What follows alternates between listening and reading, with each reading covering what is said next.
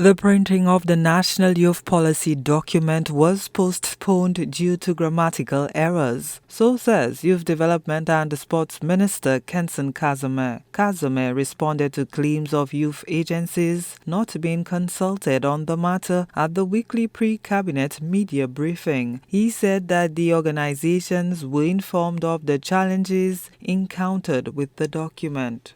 The policy was developed by youth practitioners. We had the late Mr. Charles do all the consultations with the youth practitioners throughout St. Lucia, including the NYC and the constituency groups, the district youth and sports councils. What happened was that when we came into government, we had some challenges with the printing of the policies, and we identified some errors, some typographic errors, some errors in the language that we had to hold back on. We did engage young people again to inform them of those discrepancies, lapses, and infelicities within the documents. And so by the time we had done all our due diligence, the time frame for which the document was supposed to be identified elapsed.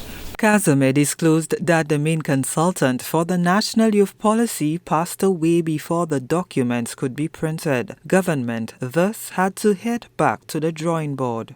Unfortunately, Mr. Charles passed away, and we engaged his wife to continue to really develop the document in a proper way.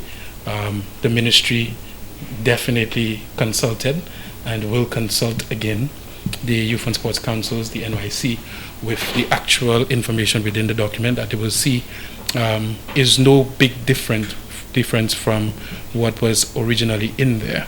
And we are going to then present it to Cabinet and move forward. Meanwhile, the country will be taking a page from other countries in the region to develop its sports policy. Grenada has a very good sports policy.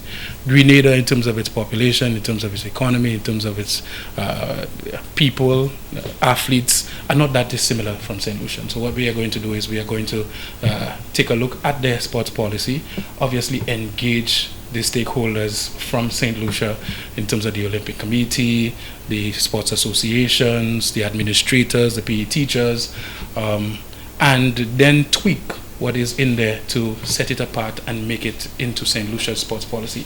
And this is what the OACS Youth and Sports Ministers have agreed on, working collaboratively to ensure that we are more efficient and effective with what we are doing instead of operating in silos. And so this is where we are going, and this is the expectation for us as we move forward.